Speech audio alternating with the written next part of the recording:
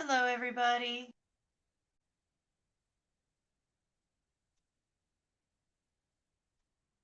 All right.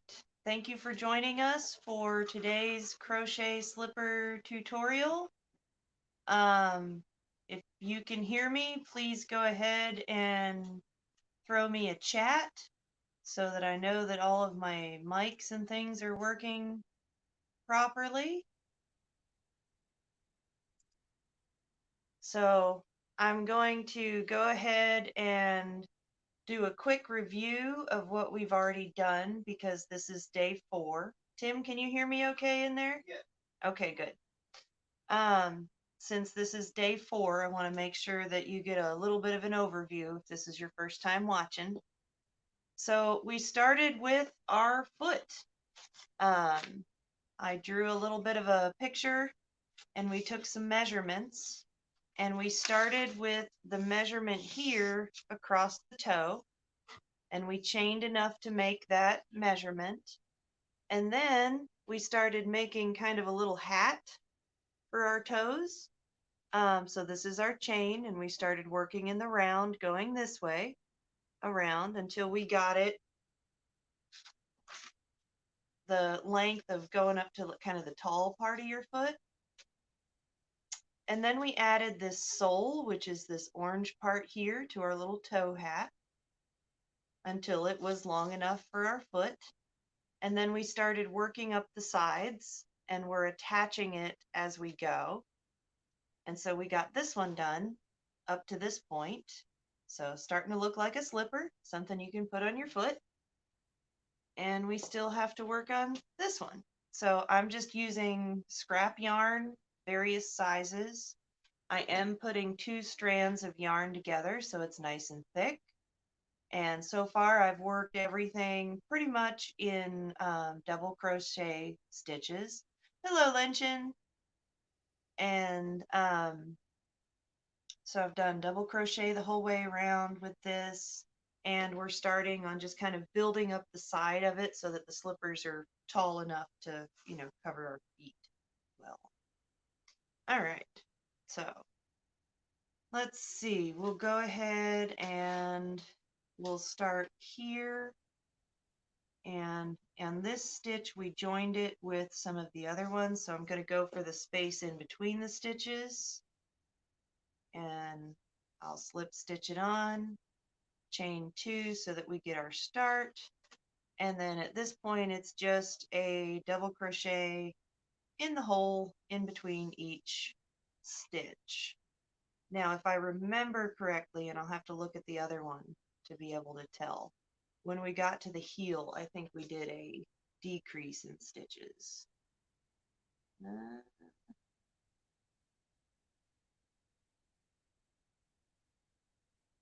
Yep.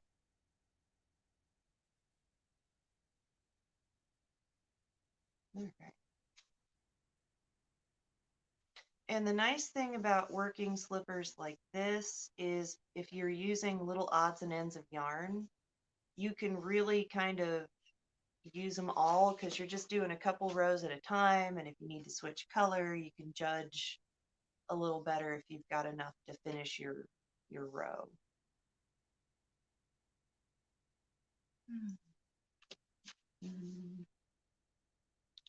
So, uh-oh. We have a new puppy, if you can hear her in the background. We brought her home yesterday. So we already have a Great Pyrenees. His name is Ghost, and he's about 5 years old. So we're working on introducing them slowly, which takes some time, because Ghost right now is about twice the size of Macy.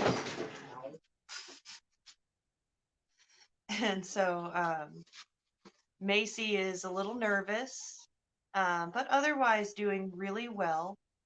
Ghost is still in doing his I need to protect everybody and everything from this new dog. So we started yesterday with kind of some walking them together so that they get an idea that They both belong, and she gets to check out her new territory, and we can kind of control the interactions a little bit there. Lynchen says hello, Macy. Um, right, Macy is going to be internet famous just like the goats, but she's also a Great Pyrenees. She's a female and she's fixed. And she came to us from a family that took extremely good care of her, but they just didn't really have enough space for her to run. So we're really looking forward to kind of integrating her into our family flock here. Um, and it'll be a little bit of time before we can really kind of put her on camera, put the doggos on camera together, that kind of thing, so that she gets used to us and her new surroundings before we throw being internet famous on her. Because, peers in general are very, very photogenic. They absolutely love attention. And Ghost loves nothing more than to get to wear a t-shirt when we do videos. Like, that totally makes his day.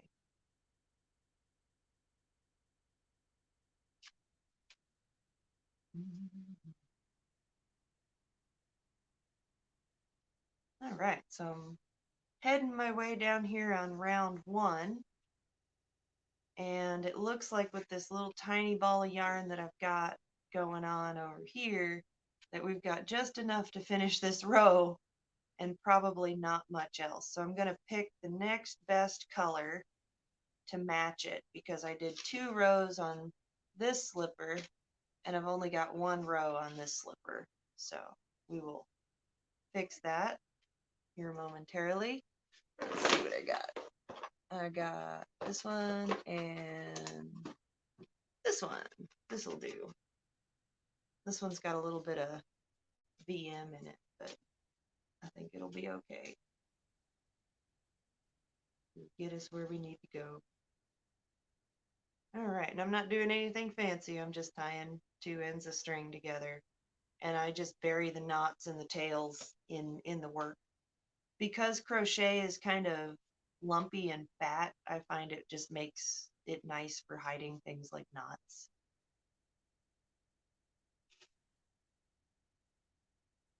All right.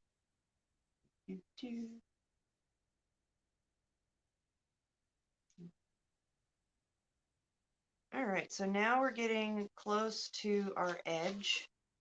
So when I get to the edge where I should kind of join this with the next stitches, I kind of line it up and I look at the best place for it to join. So this is my last stitch before the join, and then I will just slip stitch it to the next row. Now that leaves me with a little bit of a gap, so I just kind of turn the hook around and loosely slip stitch it so that they join right there. All right, now I will go ahead and chain 2 to turn and come back around this way. So here we're hitting our knot, so I'm just going to pull tail and all through, and it's hiding. You'll never know it's in there.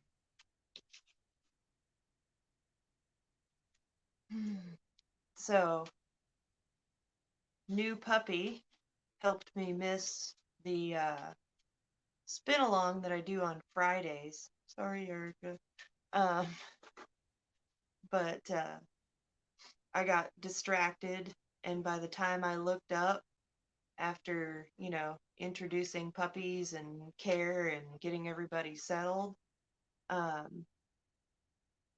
looked up and it was like 6:30, and I'm like, yep, spin together's over. Just wait till next time. So sorry if I missed you guys there. Other than that, we're still getting ready for fiber in the burrow. Lots of prep work to do there. I'm kind of looking forward to that one. And then we also have the local Harvest Festival coming up at the marina, which looks like it's going to have quite a few vendors and stuff like that. So I'll be interested to see how that turns out. Should be fun. I think it's going to be a little bit of an impromptu, like trunk or treat kind of thing too. So I have to remember to get candy when I go out to the store today. Well, I charge orange Tootsie Pop fees for any kind of trick-or-treating that goes on anywhere around me. I mean, if a kid comes home with an orange Tootsie Pop, they can have all the Hershey bars they want. But those Tootsie Pops are definitely mine.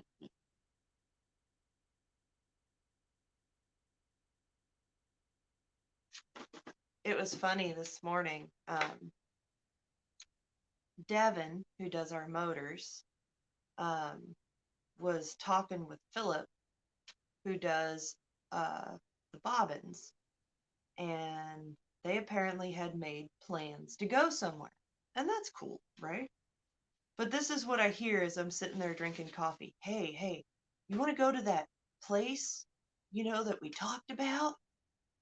And that immediately, that kind of like veil of secrecy, my little ears went, what? What are we doing? And it was funny. They're like, no, we want to go to the game store because there's a game store downtown. And they were just being so like sneaky about it. It was cute. It was so cute.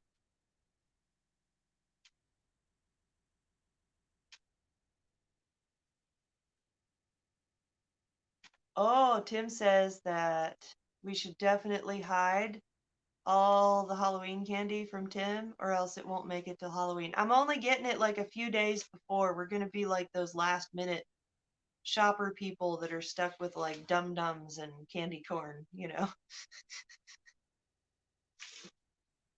We'll let somebody else hand out all the Hershey bars.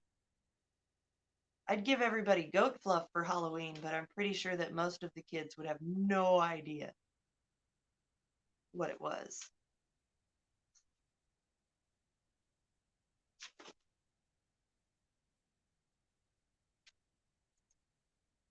All right, so we've made it twice around here. So let me just attach that right there.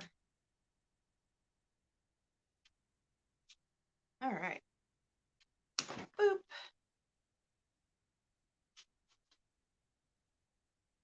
All right, so now we have two kind of matching slippers.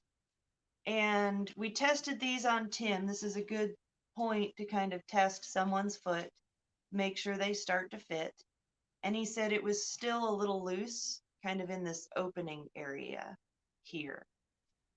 So what I'm going to do is I want to make it about 4 inches tall, and he has an ankle that's around 11.5 inches. So we want to make sure he can get his foot in there. So I'm going to go ahead and take my tape measure and make a loop at 11.5 inches, because that's kind of where we want our measurement to end up. So we see there's quite a bit here in between that's oops, now my computer's trying to restart. Snooze. There we go. So that's about 11.5 inches. So we want to kind of close this gap here in the middle.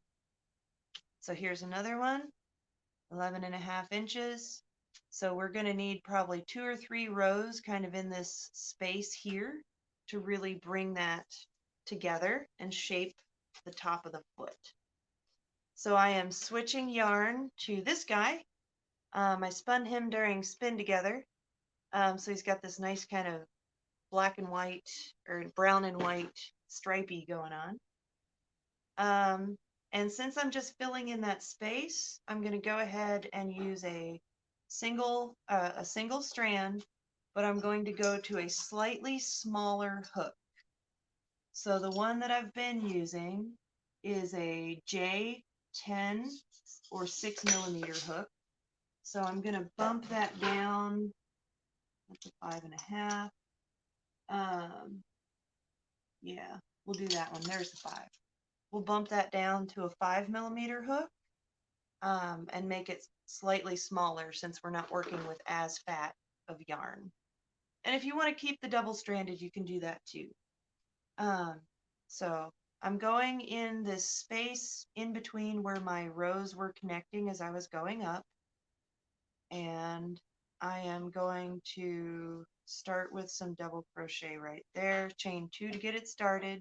And I just want to fill in that space.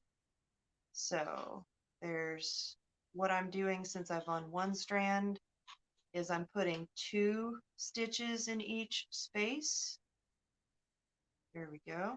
And so I've put about 4 stitches on the in-between space. And I'm gonna, now that I'm close to this edge, I'm gonna loop through and grab the one next to it. Chain 2 to turn. And then I'm coming back in with my double crochets in the spaces in between.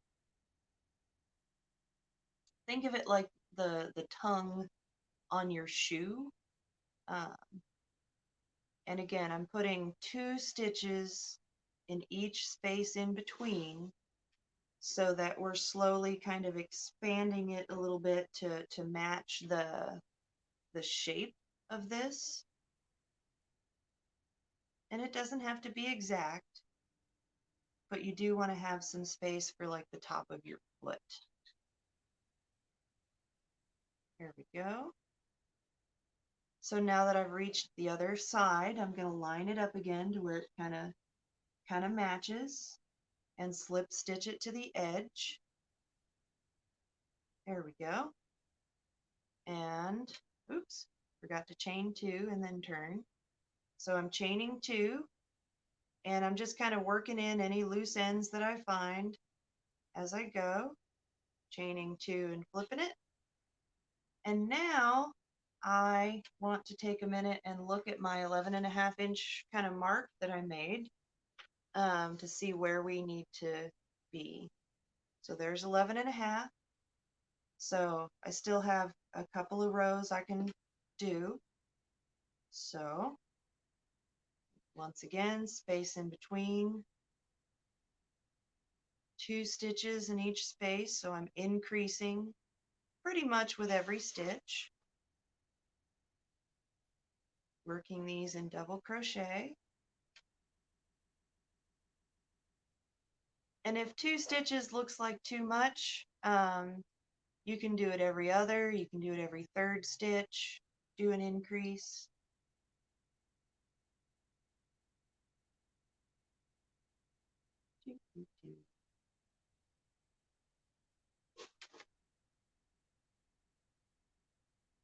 Go.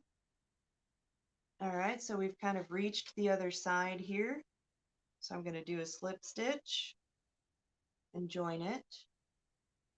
And then I want to check it again. And I'll do this just about every row until it kind of works out to be where I want it. So you see we're getting a lot closer to the 11.5. And since we're pretty close, I think I'm going to go ahead and stop it there because it's easier to make things a little smaller than it is to make them bigger.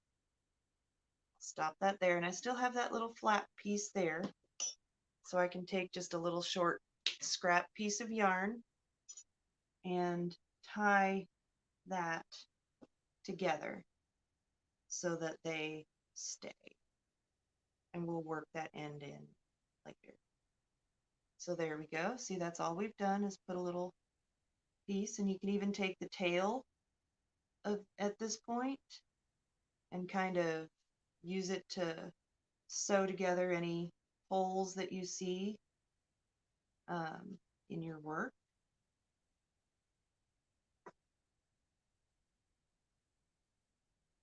There. Right? Like that. Okay, so that's pretty well took care of. Got most of the ends hidden. And we've got kind of this little larger than we need opening over here. So we'll do the same here on this one. Now this one has a lot of kind of loose tail pieces right here. So I'm going to kind of work those in if I can. If I don't drop my stitches. There we go.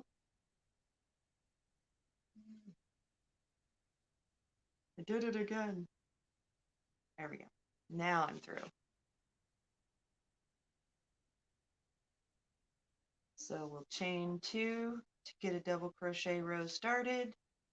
And then I'm doing 2 double crochet in each space.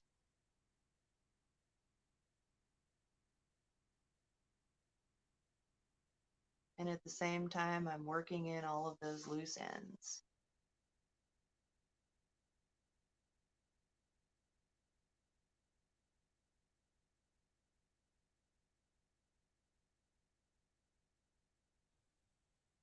So I thought it was really funny. Like, Mom got moved into her new house and, you know, still waiting on a little bit of like bookcases and some furniture stuff to come in.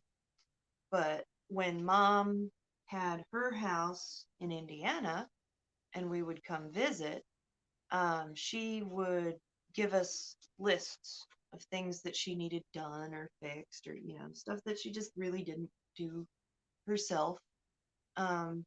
And she came over the other day with a list of stuff that she wanted us to help her with in her house. So it was cool.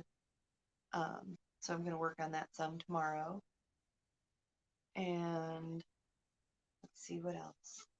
I've been looking into raised garden beds. And part of the reason I've been doing that is because the soil here, we're right next to the river. And the soil here is very, very porous, and everything just kind of leaches out to the river. And so I've noticed that even though it's, you know, it's good soil, it's still pretty, got some, like, it doesn't have a lot of like good organic stuff in it. And I have an unlimited supply of organic material because, you know, goats. But at the same time, like, I don't want it to just leach out and go to the river. So I'm thinking, because we have so many like down trees and all that, that I should be able to, oh, see, that's coming along nicely too. How many rows did we do? We did 1, 2, 3 rows on that. 1, 2, we can do one more row on here. So I'm thinking about raised beds for next year. And I saw one where, oh, and the existing like grass, turf, and all that is very aggressive too. So I've been looking at getting some, they said you put down cardboard and then you make your raised bed, and you put like, you know, wood and brush and things like that in the bottom, and then your hay and straw from the goat barn, and then your topsoil. And so I'm trying to figure out like where I should put them, you know, for things like making mowing easy and getting to it and remembering to water it when it's dry, all that good stuff. So working a little bit on planning garden-y type stuff. Looking at adding in some more goat fence so they have more acres to roam. But we've been taking them for like supervised grazing walks, I guess you would say, out in the field. Because if we don't supervise them, they just kind of like wander for the road, like, oh, look, the grass by the side of the concrete, you know, tastes so much better than what we have, you know, in the hay feeder. Goat logic. All right, so I've got my 3 rows here, and I'm joining this to the other edge of the slipper where it's not joined. And then I should have 2 slippers with approximately the same kind of opening right here. All right, and that looks pretty good. So let's see where we're actually at. So this is at about 12.5, and so is this one. So we're just a hair bit bigger than what we started. But one thing that I find when I work with craft projects, crochet or knitting, is that this edge here, the very top edge, if it's too tight, it really kind of makes it feel annoying. It doesn't feel right. So I'm going to switch and try something just a little bit different. So here we go with the height again. We wanted about 4 inches. That's at about 3 inches. So I'm going to start a new kind of little crochet piece. And this is how I make ribbing with crochet. So I'm using the smaller hook, so the 5mm, and I've made about 4 stitches, 4 chain stitches, and I'm going to chain 2 to turn the corner, and then I'm going to put the 4 stitches in my chain. 1, 2,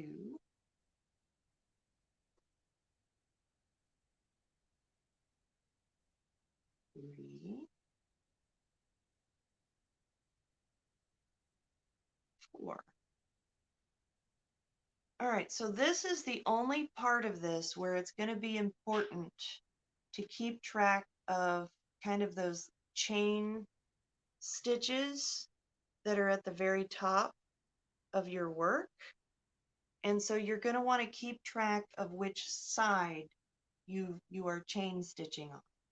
So when I turn this, when I chain 2 and turn it, I'm only going to be putting my stitch in the half of the loop. Let's see, let's get that good on camera. In the half of the loop that is away from me. So that one. All right, hopefully that's clear. So I'm going to double crochet in just one side of the loop there, and then continue that across. So that's 2, and then 3, and then 4. All right. So what that gives me on my pattern is you can see a little ridge right there. So when I chain 2 and turn, I want to keep that little ridge going. So this time I'm going to put my hook through this side of the crochet that's closest to me, so that I'm keeping kind of a side to this that has that little ridge forming. And then I have a side that does not have that little ridge. And this gives it stretch. So you are building into your stitches the stretchy, this way, stretchy that you need, almost like a ribbed edge on a knit sweater. All right, so now I'm turning it again. And this time, if I look at my piece, my ridges on my stitches are on this side. So I want to make sure that I'm using the side of the crochet that is away from me. So away from me, close to me, away from me, close to me is how we're going to do this. And we're going to stop when it gets to the 11.5 inches. 1, 2, 3. I think there's one more. There it is. 4. All right, so as long as you just keep doing 4 stitches and then alternating close to me, away from me on the side of the stitch, you'll do just fine. This isn't something that's like terribly obvious either if you skip a row or, you know, mess it up somehow.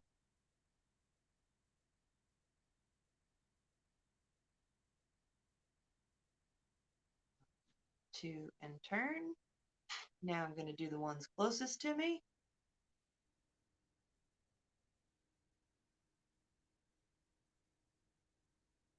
One, two, three,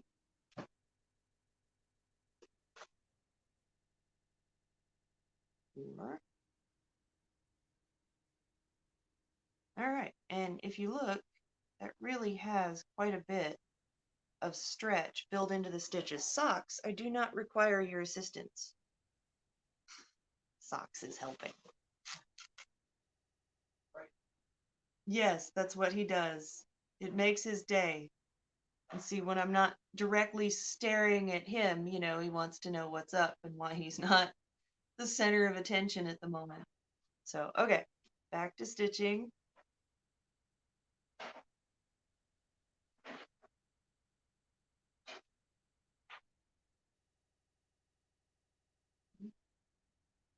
Four.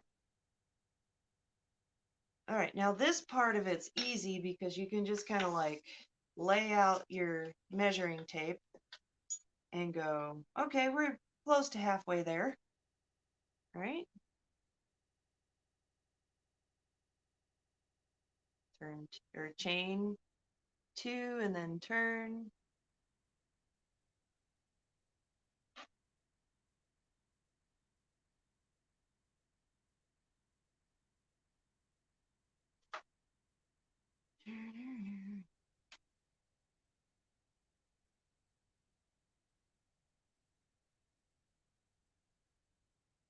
All right, now I want to make sure when it stretches, so this is about 5 inches unstretched and goes to about 7 inches stretched. So we've got quite a bit of playroom in there. I want to make sure that when it stretches to a little bit longer than my 11.5 inches. But when it's not stretched, when you let go of it, that it's a little bit shorter than the 11.5 inches that we need to go around the ankle.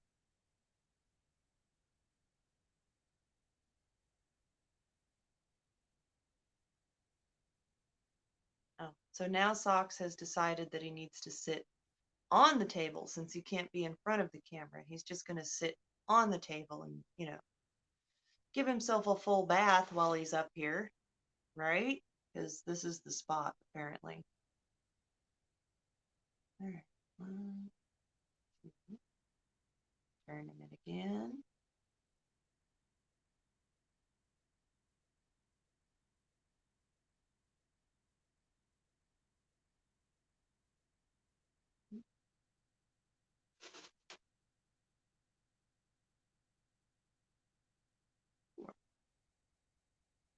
All right, so now we're at 7 inches, stretch into 9. Shouldn't need but maybe another row or two. Chain 2 and turn.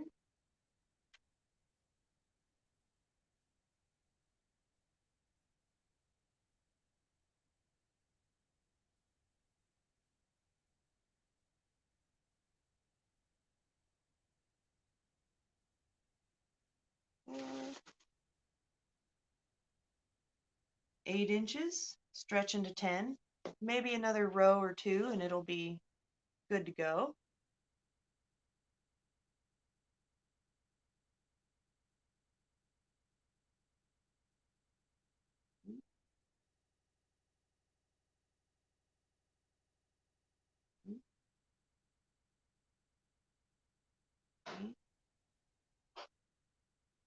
Four.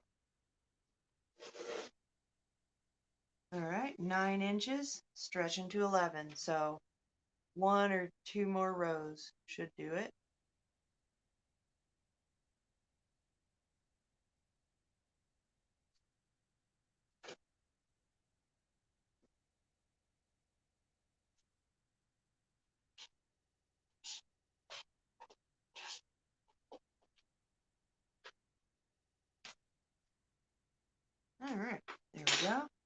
So that's at like 9.5 inches, stretches very easily to 12.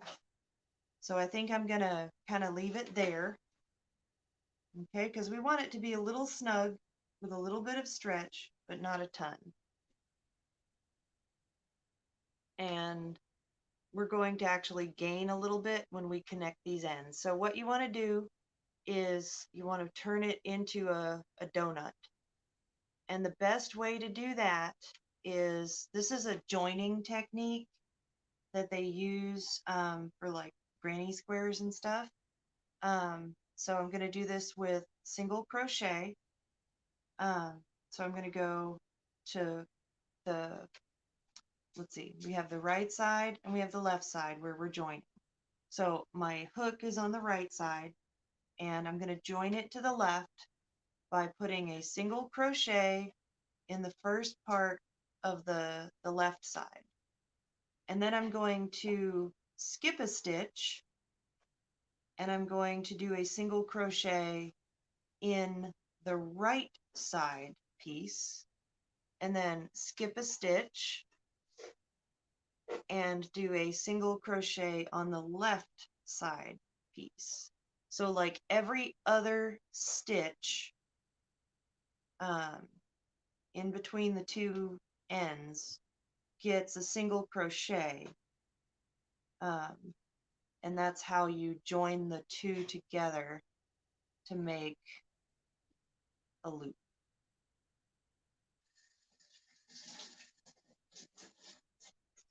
All right.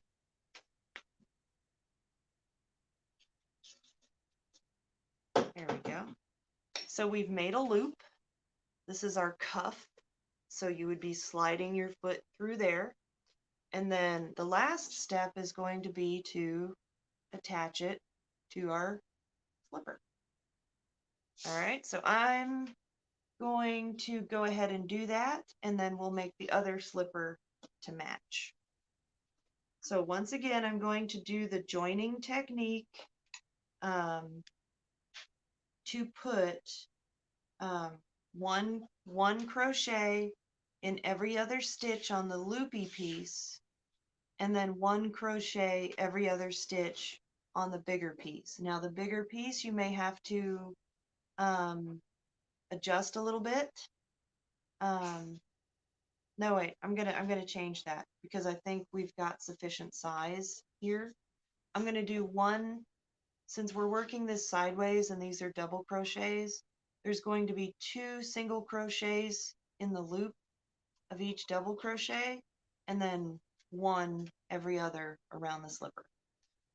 I'm going to start in the approximate back heel of the slipper, and I'm going to start not where I joined the other 2 pieces. So I'll slip stitch back here to join it. There we go, we have a slip stitch, and then I will do a single crochet in our other piece. There's our single crochet. So now that I have that started, I'm going to single crochet in the next, or start a single crochet in my slipper, but not pull it through, so I have 2 loops on my hook. And then I am going to start another single crochet in the next hole and crochet those together. So I've essentially decreased 1 there. And then here I'm going to put a single crochet in the same double crochet that I just did. Back to our slipper, start a single crochet, start a single crochet, pull them both together. There we go. And then a single crochet in the next set of double crochet sideways pieces in my cuff. And then what I'm trying to do is kind of make it where this big gap here connects with the straight edge here. So it's about a 2-to-1 ratio. You may need to adjust it just a little bit to get it to work. But single crochet start, single crochet start, crochet them together on the slipper, and then 1 single crochet on the cuff. All right. Single crochet on the slipper because it looks like it's stretching a little bit, to a single crochet on the cuff. And this is where, you just kind of do the best you can. And if it doesn't work out the way you want it to, just pull it out and try again. Single crochet on the cuff. Oops, forgot that. That's not the cuff. Start a single crochet on the slipper, start another single crochet on the next. So you're decreasing by 1. Now I'm single crocheting on the cuff. This is hard to explain. Single crochet, fake, crochet 2 together on the slipper, and then crochet on the cuff.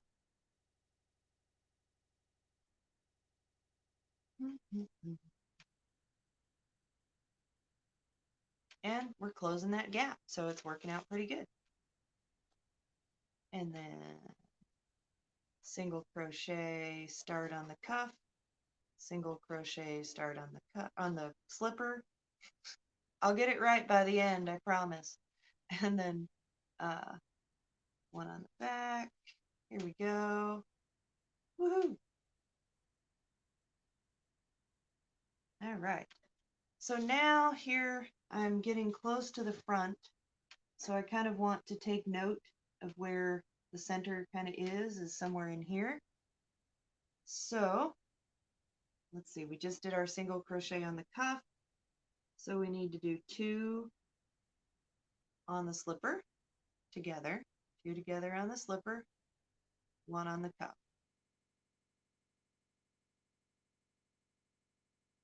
All right, 2 together on the slipper, and 1 on the cuff. So we're starting to make that final pattern. We're lining up pretty good, going around. So now that I've hit that piece where I did the single crochets going this way instead of going around, I'm going to switch to a single crochet stitch because it seems like it's going to line up better.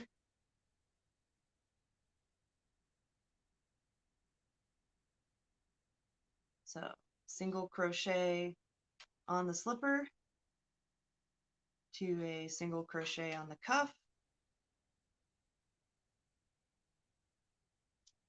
single crochet on the slipper, single crochet on the cuff. So from here to here is the center.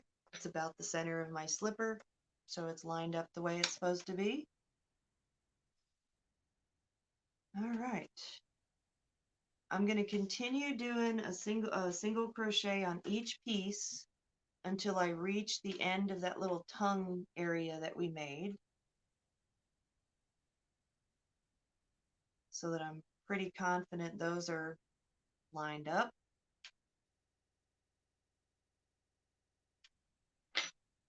All right. 1 more.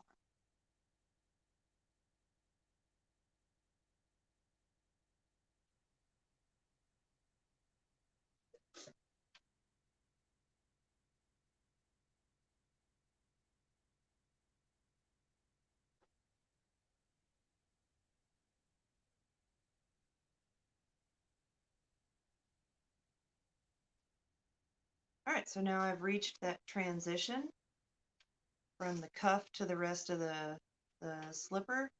So I'm going to come back here, 1 in the cuff, and then 2 together on the slipper.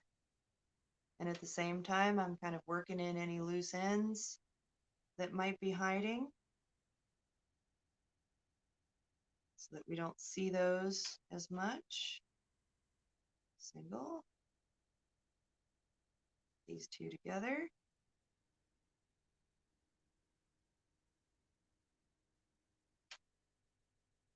one on the cuff, two on the slipper,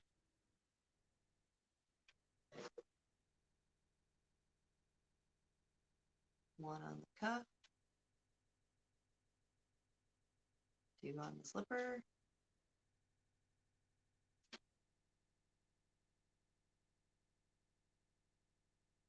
one on the cuff, two on the slipper.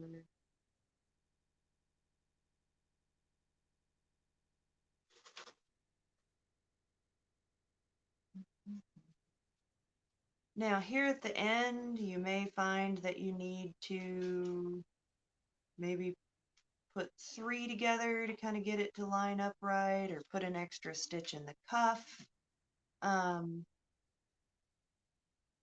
This part of it is very much eyeball it and do the best you can part of it, and it gets a little hard to get your fingers in there sometimes when you get towards the end. Yeah, but we are pretty close. So a single on the cuff,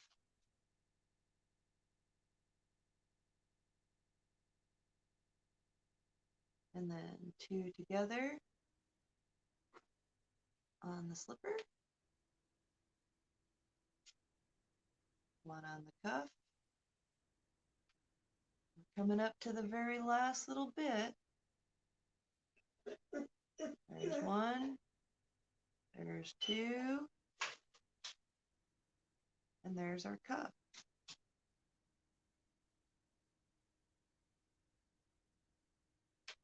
All right. Hello, Lisa. Thank you for joining us. Oops. All right. So that is pretty much it. I'm going to kind of work in this end a little bit so that it's not quite as obvious that it's hanging out in here.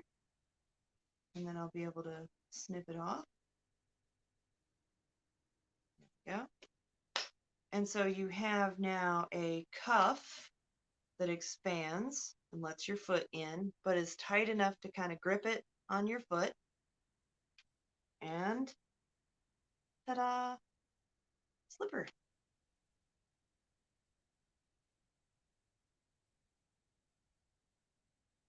High tech, made to fit your foot. Hey Tim, do you have like clean socks on and stuff? You should try this slipper on. And then you have to stick your foot up here on the table so everybody can admire your toes. Sorry, had to say that with a straight face.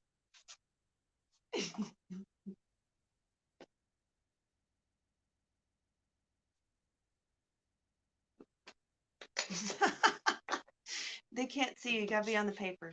Oh. Okay. There we go. Slipper. Comfy? You're not getting it back. No. Oh, I lost my mouse.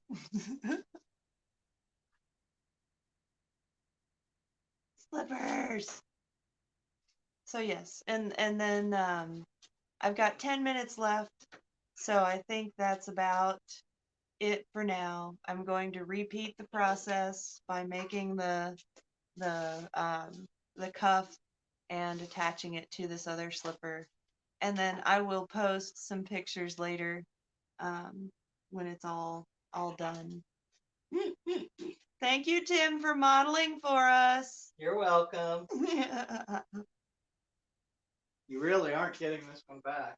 Well, you'll get a buddy to go with it here before too long.